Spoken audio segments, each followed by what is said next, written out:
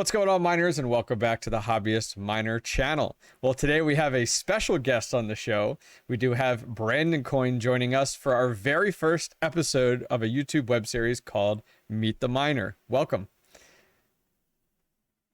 Hey, what's up? I'm glad to be here.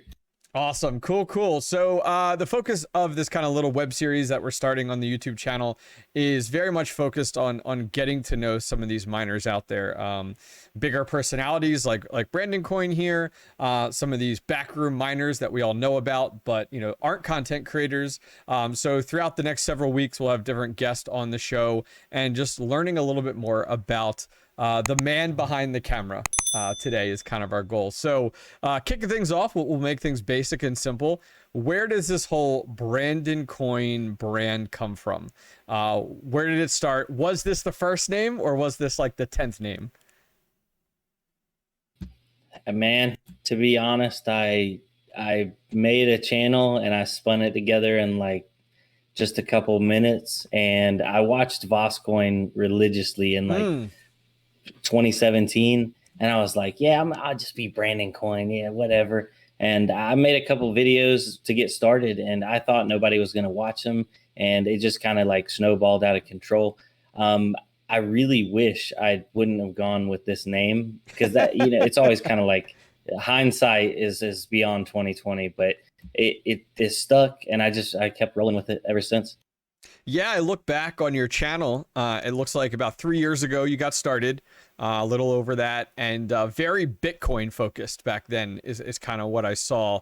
It seems, based off your experience, I mean, 3 years later now, whole new world, or kind of how does it feel from 3 years ago to now? Man, it feels like I feel a lot of deja vu, because talking to some of the old heads back in 2017, 2018, they're like, man, it's cycles over and over again. You ride the pump up and then it shakes a lot of people out on the way down, and they're like, just stay with it and stay with it. I'm like, all right, yeah. And so 2017 is like boom, and 2018 is like crazy, and then it starts like cooling off, and then mining's dead and crypto's dead in 2019, and then 2020 started just starting to creep back up, and then all of a sudden 2021 just exploded again. It's like, I'm like, wait a second, it's happening. All that stuff that those guys told me, it's happening. It's real. So it's been a wild ride, and I definitely wish I would have stayed in it at a bigger capacity, but we moved. I sold off a good amount of crypto, got a house, and yeah, had a good time. That's fantastic. So jumping back 3 years ago, what originally pulled you into it? Based off of our conversations privately, you don't operate directly in like the technology space on a day-to-day career base. So what pulled you into this several years ago when Bitcoin wasn't a household name? Man, it's kind of weird to say it, but I watched a couple YouTube videos. Well, I watched quite a few YouTube videos about BitConnect, and I thought, I was intrigued. I'm like, how are they making money?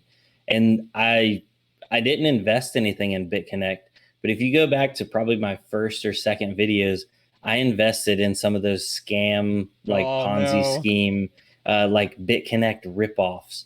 And I was like, I'm gonna show my progress, and I got ripped off. And then I did it again. I'm gonna show my progress, and I got ripped off again. And then I'm like, I stumbled into mining by watching some Voscoin, some Bitsby tripping, and another big guy back in the day. What was it? They had the Farm Gold Rush Gold. They don't do any more content on YouTube anymore. But dang, if you didn't ask me, I could have told you. So another big channel that they boomed, and they just kind of got caught in the fall. But that was probably what got me into it the most. It's so funny because it seems like YouTube, common YouTubers like you and I, like another YouTuber pulls us in. Like for me, I had mining equipment sitting in my basement for like a year and a half. I had a Veta frame and I didn't know what I had, and a B250 mining motherboard, and I didn't know what I had. Like B250 mining motherboard, I was like, oh, that's like a $10 motherboard over there. And then lo and behold, now it's like 400 plus.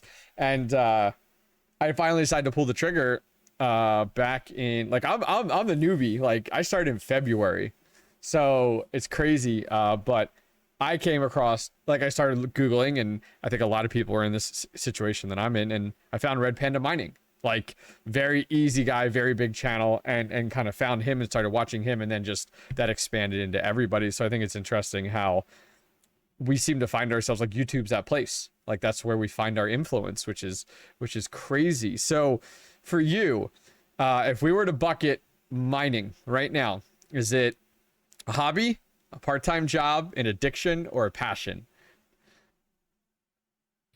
I'd have to, if I had to pick one, it's probably an addiction, because I spend money without any. I mean, obviously, I want to make money, Yeah. but I spend the money a lot easier than I ever expect to make any money. Mhm. So it's borderline gambling, and that's what I tell a lot of people: don't spend the money if you ain't afraid to lose it. At least at the end of the day, you have something to hold on to, a couple GPUs and some motherboards. But it could all go to zero tomorrow, and we could be folding at home just trying to save some research or something. But yeah, definitely an addiction. Yeah, I hear you. So on that note, kind of looking back to when you first got started versus now, maybe then was significantly different than now, since it's more of a household name, a crypto miner. But how do you explain to people, hey, I'm a miner? Like how do you explain that to somebody who, you catching up with a beer or something like that in a few years, you haven't seen them? How do you explain that to people? Honestly, when I was in the beginning, and everybody gets this surge of passion whenever they find a new hobby or a new, a new safe, legal addiction, or any kind of game, whatever you want to call it, and they want to talk about it, and they want to talk about it to everybody. And crypto is not one of those things that you can just talk about to everybody, because a lot of people take it the wrong way. So I always try to go the angle of, and I always introduce mining as like, yeah, I rent out some computers and I make a little bit of money, and that always intrigues people. They're like, "You do what?" And I'm like, "Yeah, well, I offer some computers up to the internet, it's a little bit of hardware, and next thing they pay me." And then once I get their attention, then it's a lot easier to bring it up. But if you just say, like, "Oh, I'm mining," it doesn't click for most people. They think it's a scam and the normal stuff. It is getting more mainstream, but yeah, that's probably the easiest way. That's the way I've started doing it. So my understanding is you're a married man. Is that correct? Yes, sir. Yeah. Just actually had our 1 year anniversary, couple 2 months ago. Awesome. Well, congratulations. So Thank you. what does your wife think of all of this? And has it changed over the years as time goes on? She's been with me before I actually started doing any mining, so she saw it all develop. We used to be in my old house, very small house, and when I first like bought six, I jumped right into it and bought 6 graphics cards. And she saw, like, at the time spent a good deal of my money, Yeah. because I wasn't making a lot back then. Mm-hmm. And she's like, "What are you doing?" And I'm like, "I'll just give it a chance. Just give it a chance." And so she saw it was generating a little bit of coin, and she was on board with it. Back then she made some stickers and she had a good time. She would Oh, jump in some cool. live streams. So very, very supportive. She's definitely better than I deserve in every way. So yeah, it's been a good time. That's awesome. That's awesome. Yeah, it's so interesting. So like my since I started so recently, I mean my situation, my wife and I have been married for 13 years now. And so with her, it's very much like, oh yeah, I'm doing this, I kind of shifted away from the gaming space into the mining space. And she knew, hey, I got these mining rigs going on down here, and she knew of them, but really didn't know the potential that was there. And once I was able to start to say, like, they kind of explain, hey, here's what I'm making monthly off of it. It was like, oh, it's like when you're making money, it's more attractive and easier to explain. So now I totally understand. Well, cool. So moving on from there, you know, when did YouTube content creation for you really go from something fun, a few years ago to, wow, this is profitable for you. When was that transition, do you feel like? Was it a moment in time? Was it a date in time? When did it go from that's just something to, wow, there's legs to this? I mean, you're at 66,000 subscribers right now. Yeah, it took me 8 months to get monetized, and back then that was when crypto was still a little edgy, and there was a lot of scam channels popping up, and that's when BitConnect had their fallout, and so I remember it very vividly. I was at around 9,000 subscribers when I finally got monetized, Okay. and it was just sat there pending. So it was about 2018. And as soon as I got monetized, I already had a good amount of views rolling in. So it made money basically from that point on. And I wasn't new to YouTube. I actually have a car channel that I've been doing for maybe about 6 years now. Wow. And that one's been monetized all the way from the beginning. That was back before you didn't have to have 1,000 subscribers. You didn't have to have watch hours. You just got invited to do it. Oh, okay. Yeah, it was I can't remember at what point, but basically, if you have one or two decent videos and they got a couple thousand views, which back then was a big deal, Yeah, definitely. they would send you an email and invite you to monetization, and you would join up. So I knew like YouTube could make money, and that's why I was so excited about getting monetized on my much more successful channel. So it was a long waiting game, but once it hit, it was kind of just it made it all better. And I don't know if you're familiar back in the day, but I used to do a live stream, and I did it Monday, Tuesday, Wednesday, Thursday at 10 p.m. Eastern Standard Time for anywhere from 30 minutes to an hour. Okay. Every week. And back then there was the community obviously now is just as good as it was, if not, better now. But back then, the community they basically supported me in more ways than it even could be known. But a big thing was pooling hash rates or donating hash hash power.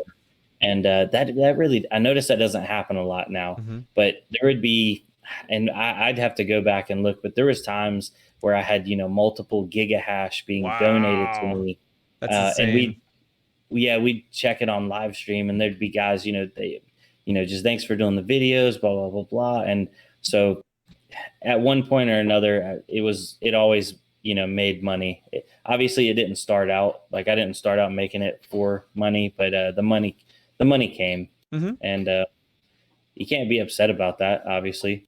Yeah, no, definitely. It's funny. I did a live stream the other day, second live stream I've done on the YouTube channel, and we were overclocking my 1060 rig that I just built, and somebody was like, "Hey, what's your Ethereum address? I'd like to start mining to it for you." And I was like, "Wait, what?" Like that was completely threw me off, but I was like, "Okay, cool." Like I appreciate it, Now, granted, you got to mine a decent amount in order to contribute and stuff like that, but still, that was definitely very, very cool. So, kind of moving on from there, past YouTube, let's talk a little more focused on mining. So in your current state where you are today, what is really your mining strategy today? Is it are you a hodler? Do you sell day to day? Is it a hybrid for you? Kind of what does your strategy look like? I'm in the process of building a detached garage so I can keep expanding. But I do have a hybrid strategy. I held a lot of coins that I mined through the bear market. I've sold off about half of them. Okay. But I have some long-term goals for those. So while the market's been so high, I have been selling, and a lot of people criticize me for that. And like I tell everybody, hey, do what you want to do. Yep. But while, we had those couple $100 days, it was just making insane money. I cashed out that, and that money's going to get reinvested hopefully soon. My big strategy, though, is I want to get set up and get ready for the bear market. Okay. And I want to base my farm off of electricity burn. So whatever I can fit into about 6 to 7,000 kilowatt hours a month just for my mining farm. That way I don't have to eat into any like mined money, and I can kind of set it, forget it, just watch it, and go and basically eat through another, bear market, because that's where people really make it. Obviously, we make good money at the top, but if you go back and compare, and then if you would have held, man, the hodlers seem to always win. Yeah, no, I think it's a smart strategy. You're kind of, prepping yourself for when things dip, which is I think is a phenomenal idea. So right now, I kind of find myself finding there's a lot of miners out there that are starting to diversify with everything going on with Ethereum and stuff like that. What does your kind of portfolio look like now regarding, what's currently mining? Are you all Ethereum? You doing a Raven coin, ETC, Ergo? Kind of where's your, if you were just percentage wise, if you were to just guesstimate kind of what your breakup is? I'm actually very, very low holder of Bitcoin. I used to like to hold a lot of Bitcoin, but I sold a lot of it once Okay. I thought like 50,000 was the top, but of course, it went higher. That's just how it goes. So I'm pretty heavy Ethereum, ETC, and like you said, Raven coin. Okay. I have started branching out into some of these other like joke and meme coins just for fun. And basically, I know those aren't going to turn into anything, but if they do, it's whatever. But I really think ETC is going to be around for ETC and Raven coin are probably my two favorites. I'm not a big Conflux guy. Some of the other more popular Ergo, I think it'll do well, but I don't think Raven has had its time to shine. I think it's going to get up and start soaring. So it's been undervalued for a long time. Yeah, no, definitely. I think it's a good avenue to go.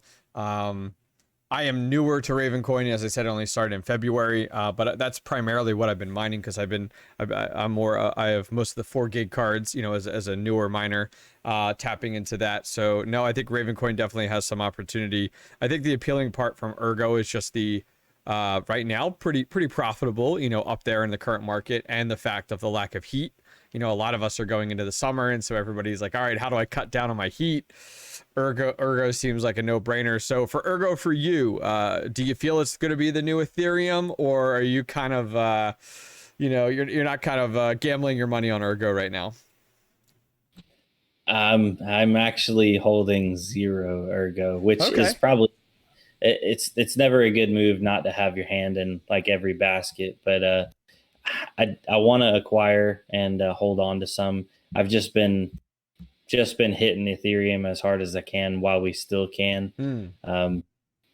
I really wasted too much time on Chia, which is a whole nother subject. Oh boy. So, but yeah, after I watched some of Sunatek and what he said, and he made me like Ergo more than previously. So I think it's going to do good. I don't think it's not an Ethereum killer. Everybody likes to describe the next coin as the old ETH killer. But in the meantime, we'll ride the profit. I have no qualms with riding whatever's most profitable. And like you said, keeping the heat off, because daggone Raven coin and some of these other algorithms are hot. So yeah, no, definitely. I swapped my one rig that was purely, it was 12 GPUs, it was purely Raven coin. It has been since I started. I swapped that over the other day to Ergo, and I was like, I just got to cut down on some heat here. And I like to hodl a little bit of Ergo, hodl a little bit of it in there. So no, I can agree. So I think as a miner and as a content creator, at least for me, and maybe it works same for you, but I thought I would at least ask, is there one GPU in your inventory that seems to be your arch nemesis, that's always giving you trouble, that is like the problem child? Do you have one that comes to mind? I mean, I've had like those 1 or 2 GPUs that are like the problem children. And if I've figured out anything out of mining for the last 3 or so years, or coming up, I guess, on 4, is I just get rid of them. As is. It's a card that has a problem. It's like I have, some water damage cards, and I don't even feel good like right about selling them because like they were like severely water damaged. So I'm trying to baby those things, but if it takes a rig down, it's not even worth dealing with because you end up losing so much on downtime. Because back in the day, I used to try to mix and match, and I swear the software has gotten so good, especially for all the newer miners. Man, you guys don't have to deal with all the like the hoops that we had to do like just even 2 or 3 years ago. You could AMD and NVIDIA, and like if you're running like 20 series with 10 series and then mixing and matching, Polaris, you would just run into so many issues. And now just everything seems to work. But when I had problem child GPUs, I let them go. Or I used to be an MSI guy, and I would actually do the RMA because MSI and their RMA process is by far, it's like right up there with EVGA in my opinion. Awesome. Basically, no questions asked. If you have an issue with a card, you send it in. They send you another one. Yeah. That's pretty cool. Yeah, I have heard from friends that are that used to mine quite some time ago, like before Litecoin took off and stuff like that, and Bitcoin took off, and I show them some of the mining stuff now, and they tell me it's cheating. They're like, this isn't difficult. This is too easy.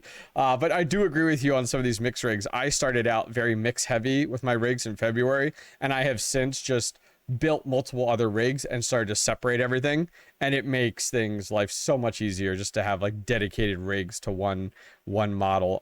So I can agree with that. So talking about MSI, EVGA, is there one brand that you seem to be a loyalist to, that you gravitate to more than others?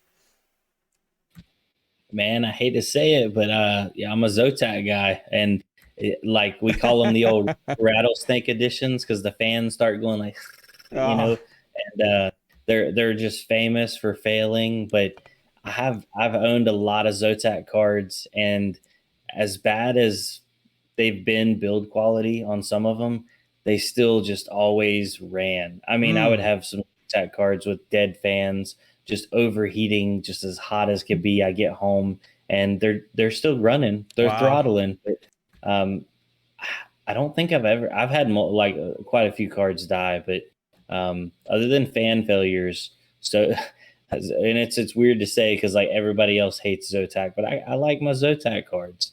Somebody's got to buy them. I'm glad it's you. I did a 4-hour live stream the other day trying to configure this Zotac 1060, and it went for 4 hours, and I had about 100 people in the channel like live trying to help me because it just broke logic. Like nothing made sense as to the overclocking of it. We ended up getting it there in the very end, and it broke 20, but like we started at like 13. And it was a nightmare. So I'm glad somebody's buying Zotacs. Yeah, maybe that's another thing is they were always a lot more available. So that was actually my first full mining rig. Is I bought 6 Zotac 1060 minis, and that got me started. And actually, when I powered them up, I burned up one of them because I used one of those bad Amazon cables that wasn't had the pinout was wrong. So, but yeah, Zotac's got a special spot for me because I was able to actually use them. So everybody, when you need a home for your Zotacs that are your ugly ducklings, just send them his way. So if you had to pick, are you an NVIDIA fanboy, AMD? Which way do you lean? I know it kind of is. It depends what miner you kind of talk to. I've owned a lot of the Polaris AMD stuff. I had a ton of 470s and 70s, a couple 580s sprinkled in even one 590. Ooh. And all of them did really well, but they always took more work. You had to nurture them a little bit. You had to flash them, TLC, just get them just right so they're happy. And NVIDIA just always seemed kind of like you just plug it and put some overclocks in and it's happy. So if I had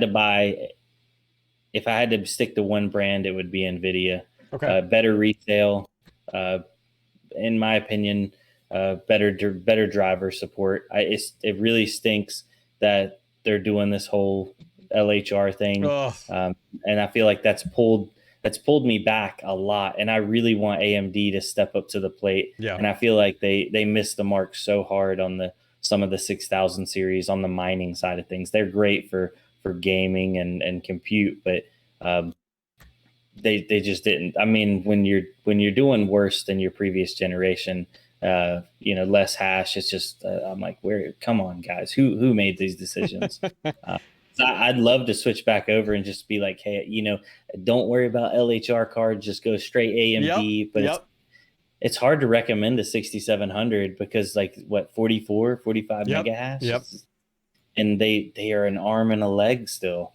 Yeah, I think from an outside perspective looking in, I feel like AMD could have capitalized on what NVIDIA's whole like, oh, we're trying to help our gamers, so we've come out with the LHR cards and the LHR series and all that types of stuff, the CM series, and it's just like they could have really went the distance with not only miners but gamers if all of a sudden they came out with a series that worked for everybody.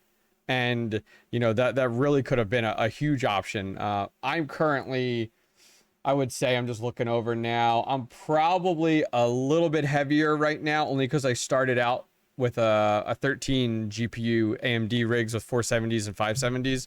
But I'd say over the last 2 months I've moved towards NVIDIA's 1060s, 3060s, just from New Egg Shuffle, 2080s, stuff like that. So I've kind of gone that way. In all honesty, I'm kind of looking what's out there and what's available, which is the Wild West. What can you get your hands on, and just kind of making it work. So I do think that makes sense. On kind of card level discussion, is there a GPU that is kind of your all-time favorite as a miner, that your go-to, your bread and butter, you would say? Back in the day, it was like a blanket statement. If you had to recommend one GPU over Mhm. all of them, it would always be like 1070s or 1070 Ti's. And if I had the option to buy a brand new, like sealed out of the box set of 1070 Ti founder, even the founders editions with the blowers back in the day were still amazing cards. And for the price value, like very, very hard to beat. And they mined all kinds of algorithms. 1070 Ti's by far my favorites. Awesome. No, it's a good choice there. A little harder to come by, to kind of find them out there. So swapping gears a little bit back to YouTube, before we wrap things up. So based off my research, you're gonna hit 100,000 subs in 3.5 months, based off your current projections. Do you have anything special planned, or at least you're starting to think 100K? You want to pivot a certain way, or you want to celebrate a certain way? Because it's a huge accomplishment, especially right now with how oversaturated YouTube is. Yeah, we've actually, me and a couple of the admins that are much, much more tech savvy and Cool. more in every way, like just more technically able to do things. Because I'm just I'm a talking head that likes to like plug at the keyboard. We've planned a pretty big thing. We don't know when exactly. Like you said, Mm-hmm. 3 months. It might take 4 or Yep. 5 if the Yep. market cools off and views cool off, because they kind of have been for the last couple, maybe 1 or 2 weeks. Mm-hmm. But when it does happen, we're planning to give back in a big way, Cool. and so we're really excited. I can't say too much, but yeah, it's going to be fun, and it's going to be like it's going to last for 19 years from when we started, when I hit 100,000 subscribers. So that I'll leave it at that. Okay. Okay. Very cool. No, I think that's exciting. I mean, as a newer YouTuber just getting into the space since February, 100K seems so out of reach. So it's always exciting to see someone like yourself hit that accomplishment, which I think is fantastic. I mean, as you said, you've been burning and turning for over 3 years now. So well deserved, definitely. So swapping over to your mining garage, which I think is a huge step as a miner, as a content creator, and as a commitment. And this will be one of my last few questions here. What's kind of the grand plan? So how big's the garage? What's your layout looking like? Your power? I know you're sharing it with your car hobby as well. So give us the rundown from a high level.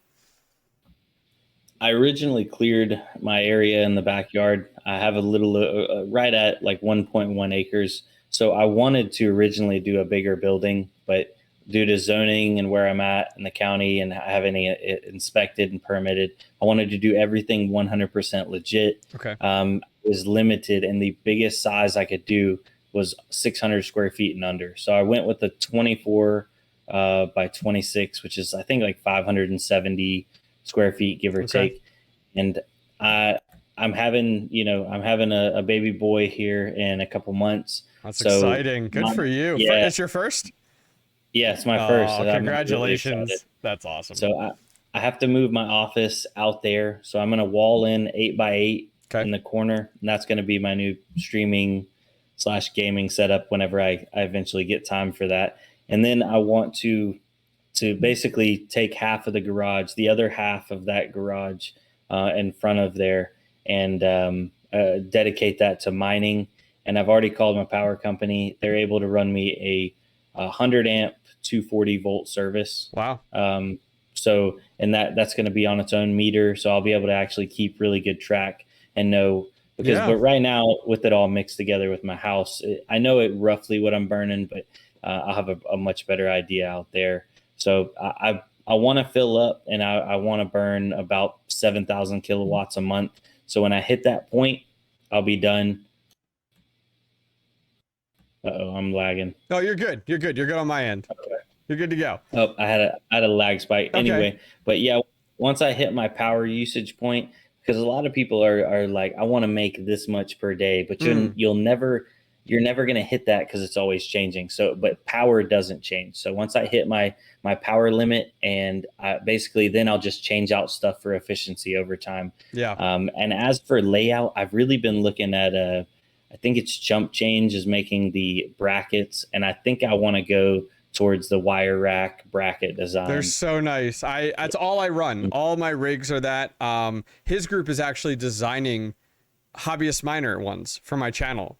And they're really nice. They're really cool. They have the Hobbyist Miner. I just released it this past week on my channel. It has like my logo on top, and then it says the Hobbyist Miner. So I guarantee you he could work something with you, which would be awesome. But they work phenomenal, man. I mean, on my last video, I have a wire rack that is 5 shelves high, but it's only like maybe 3 feet wide, and it's on wheels. So it's phenomenal to work on. You could just rotate that sucker, work on it, and it's like if I have to unplug it, I can wheel it around. It is. I'm so glad I made that move, and I would highly recommend it.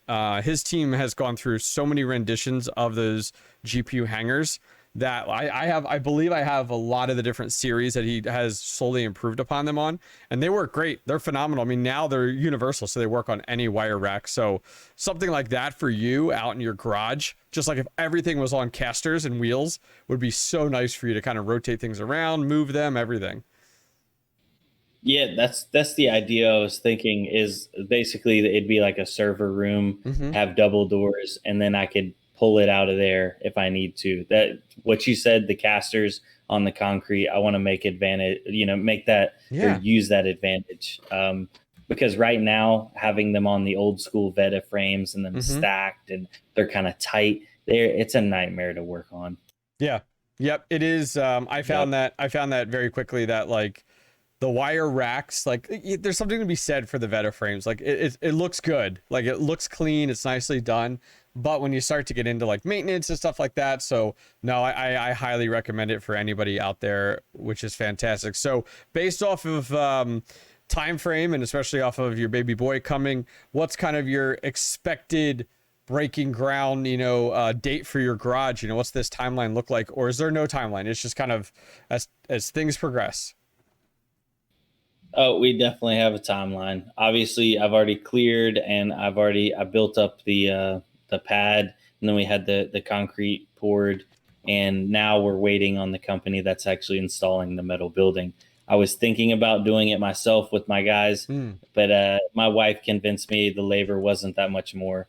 The only thing that's killing me now is I'm waiting on other people's time, because I cleared the backyard. I had a friend that I subcontracted for the concrete, so everything was on my schedule, and now I'm on somebody else's. So they have me for completion on the 28th or before. So we're looking like 2 weeks, give or take. And then once that's in, I can get the power run out there. And they said that that's less than a week. So hopefully maybe before the end of next month, realistically, that'd be nice. You got to be super excited about that. Honestly, like that's huge. That's huge. I mean, that's the next step for you. I mean, not only as a miner, but also as a content creator, like there's so much content you can make around that, entirely, which is, I think, is phenomenal. So last question of the night, throw it out there. Who do you want to see on a future episode of Meet the Miner on this channel? Who would you love to see as a future guest? I mean, I'd love to see one person, but he doesn't make content anymore. He actually went dark. Oh, So I guess I'll admit him, and we could, if you could get him on and tell his story, it would be amazing. cool. I'll actually put you in touch with him. His name is The Technicals. I don't know Okay. if you ever watched his channel. I have not, no. But he went dark about a year ago. He took all of his videos down. He was in that, I think, about 12 to 15,000 subscriber range. Okay. And he had a big farm, and I'd love for you to pick his brain, because a lot of people, he was growing really, really fast. Okay. A lot of people watched it, and he was really big early on in the FPGA scene too. Oh, wow. Okay. Well, very cool. No, I think that'll be great. So before we go ahead and go, BrandonCoin, where can people find you? Kind of what is your channel? What is your, I mean, your channel's right up on the screen for YouTube, but what about your other social? Where can people check you out? Oh, absolutely. My two big things are BrandonCoin and then Motor Nubs, MOTORNUBS. That's another YouTube channel. Other than that, I don't really do Instagram or Facebook or any other social media. I really kind of just dove into YouTube a few years ago, and now I'm stuck here. So I know you probably are too. It's like people ask me, don't you get tired of just watching or creating videos? And it's like, no, there's always more every day. Yep, 100%. I got a little list off to the side of like ideas, and it's, you're a content creator when you're like stupid stuff, like you're on the toilet and you're like, oh, that'd be a really good video, jot it down, and it's just like that list just goes on and on. Like I'm driving and I'm like, oh, that'd be a really good video. I was gonna ask though, if you don't mind me just flipping it for 1 second, where do you plan on stopping for mining? Great question.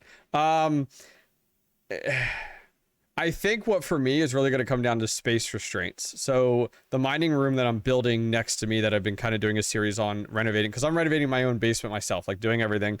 Once that room is filled, I've already gotten my head of expanding out to a shed. So I'll have 2 locations on my property for that. I think once that's filled, it really depends on the success of YouTube and the profits coming in, if I could afford like a small warehouse rental or something like that. But I think that's too far. I think then it becomes even more of a job. So for me, I think it's going to be my mining basement's filled, that area that I'm dedicating, and the shed. And then just as you had said earlier, which I thought was a phenomenal thing, was then, upgrading. It's taking those lower performing cards, selling them, and upgrading. And I'm seeing that a lot with some of these more established YouTubers out there, where they've kind of, during certain peaks and lows, they'll sell those cards, and then next time they'll take those profits and buy, the next series cards or the higher end cards, or your 3070s now and stuff like that. So for me, that's definitely the stopping point. But I'm so new, like I'm the new guy coming in February. It's like asking where's the stopping point is kind of an oxymoron for me. Well, I don't know if it'll get as bad as it was in the past 3 years. But you have to, it gets close to that break even point if you're in, anywhere between 10 to 15 cents a kilowatt range. So that's why I just tell everybody, I'm like, don't take it for granted. Love every single day that we get of these increased profits, and just be ready for the fall, because that's when the real money is going to get made. So yeah, definitely. I'm glad you invited me on here, man. I really did enjoy it and appreciate it. No, absolutely. I think your last comments there really, really sealed the deal. for this video. So thank you very much for joining me today. Everyone watching, please go ahead and check out his channel. I'll put links for everything down below so that you guys can go ahead and subscribe to him, check him out. Other than that, guys, as always, if you enjoyed the video, please go ahead and give it a thumbs up, and don't forget to subscribe, and I'll see you guys next time.